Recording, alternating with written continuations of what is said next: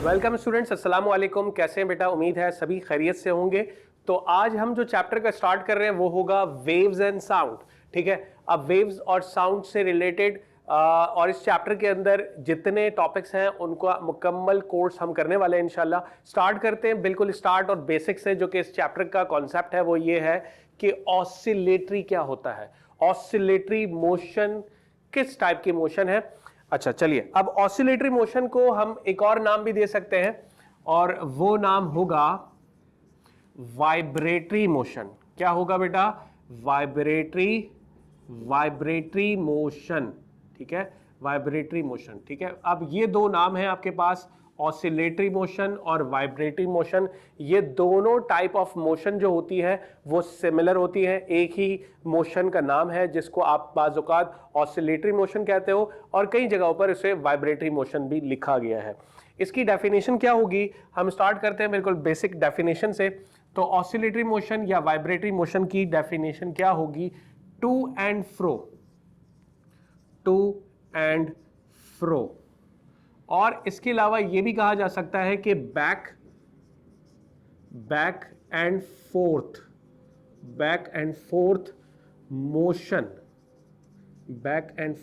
Motion of a body is called vibratory और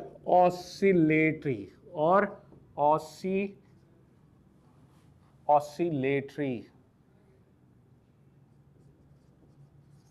motion. ठीक है,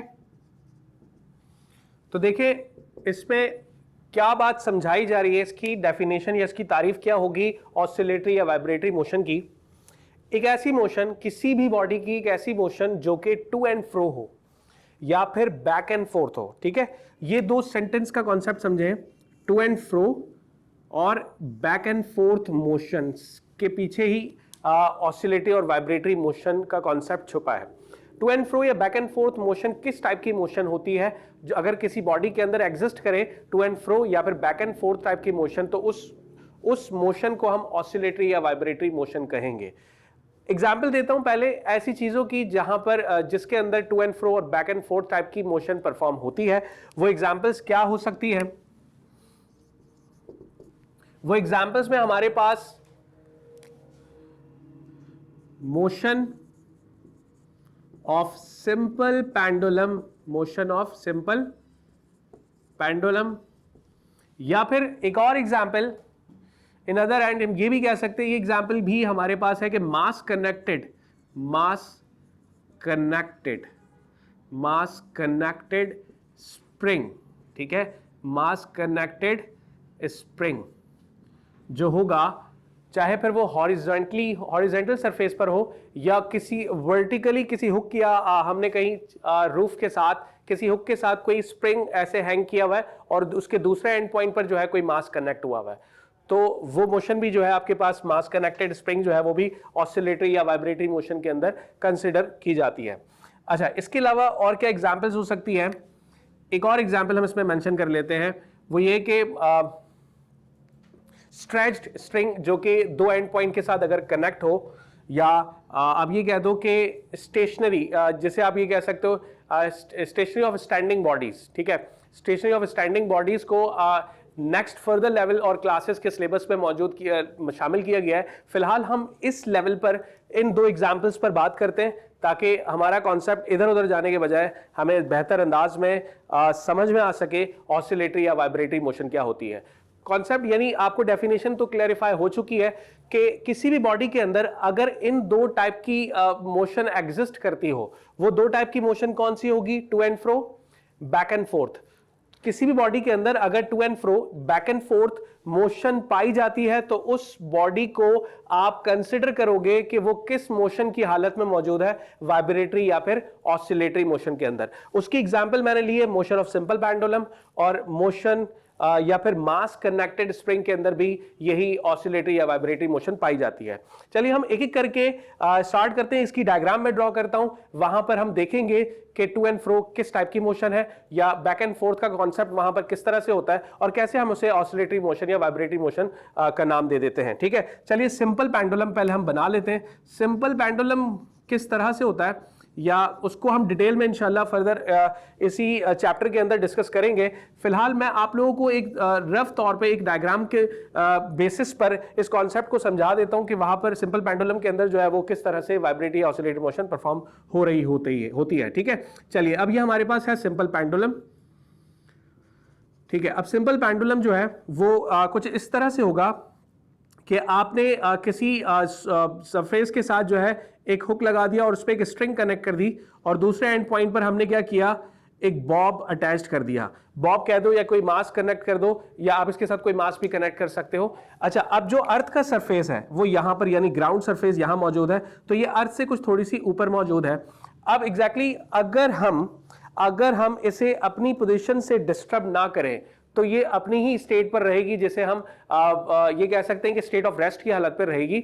लेकिन जैसे ही आप इस ऑब्जेक्ट को लेकर एक्सट्रीम पॉइंट पर आए और वहां पर आपने फोर्स रिमूव की, तो ये क्या होगा, ये ऑब्जेक्ट जहां से आप जिस पॉइंट से आपने उसे छोड़ा यानी रिमूव किया फोर्स को, तो दोबारा पहले मीन पोजीशन से होती हुई एक्सट्रीम पोजीशन पर जाएगी दूसरी जानिब और फिर घूमकर दोबारा उसी एंड पॉइंट पर आ जाएगी जहां से आपने उसे जहां आप लेकर गए थे, वहां जहां से आपने उसे फोर्स को रिमूव किया था।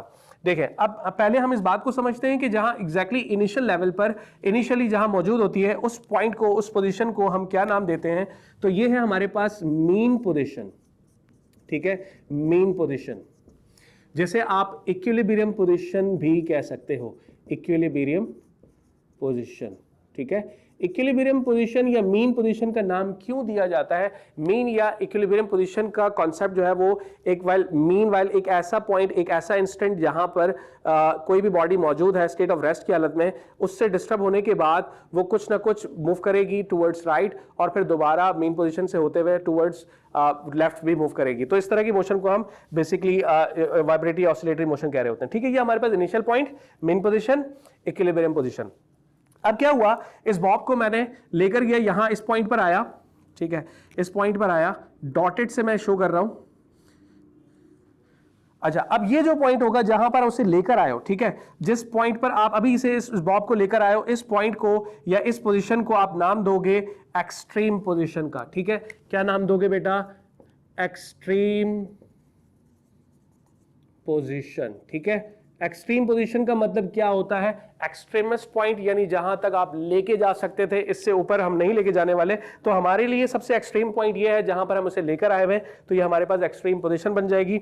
अब जैसे ही होल्ड करके आपने बॉब को लेकर आया एक्सट्रीम पोजीशन पर और फिर आपने फोर्स रिमूव कर दी, यानी अपना हाथ छोड़ दिया और बॉब आपके हाथ से निकलकर देन फिर दोबारा पहले वो आएगा मीन पोजीशन की जानिब और फिर मीन पोजीशन से होता हुआ दोबारा उतना ही डिस्टेंस कवर करेगा जितना आपने इस तरफ एक्सट्रीम पोजीशन की जानिब लेकर आते हुए करवाया था। तो ये अब यहां पहुंचने के बाद देन फिर दोबारा से ये क्या करेगा, ये इसका हाफ कंप्लीट राउंड ट्रिप हुआ। देन फिर दोबारा अब अगर सेम पोजीशन पर आएगा इस तरह से, ठीक है, तो ये इसका एक कंप्लीट राउंड ट्रिप हो जाएगा। तो आप ये मोशन देखें इस बॉब की, वो किस तरह से है कि अपनी मीन पोजीशन के इर्द गिर्द घूम रही है यानी मूव कर रही है।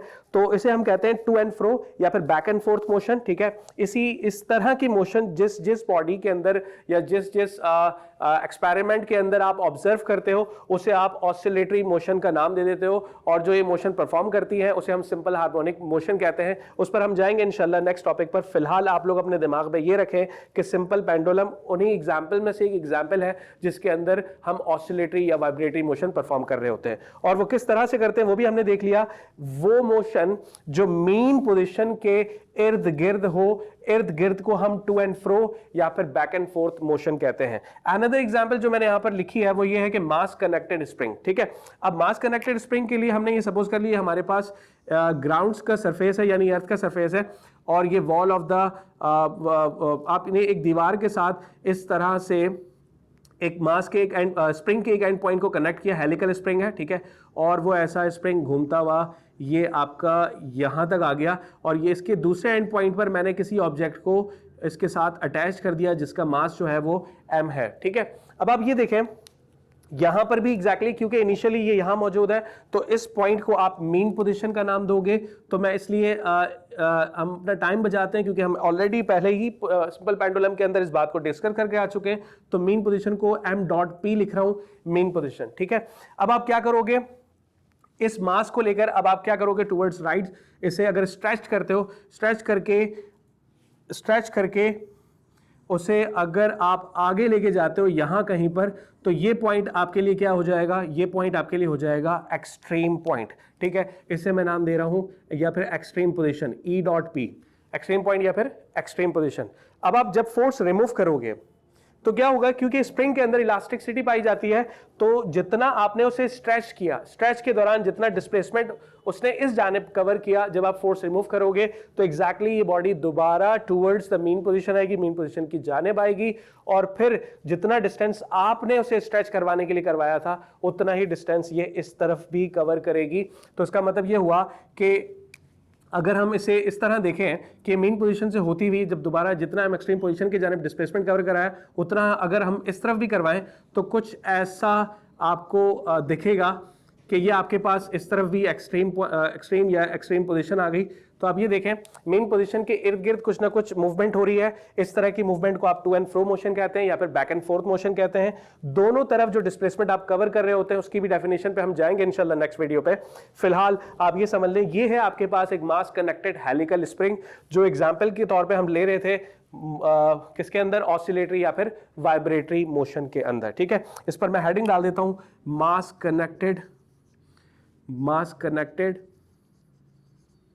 हेलिकल स्प्रिंग, ठीक है।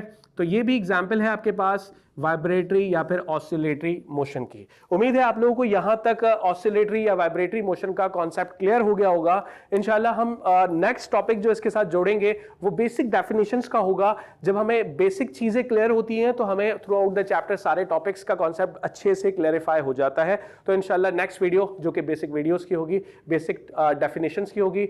तब तक के लिए बेटा बहुत सारा ख्याल रखिएगा इंशाल्लाह और कनेक्ट रहे हमारे साथ। Thank you so much. Allah Hafiz.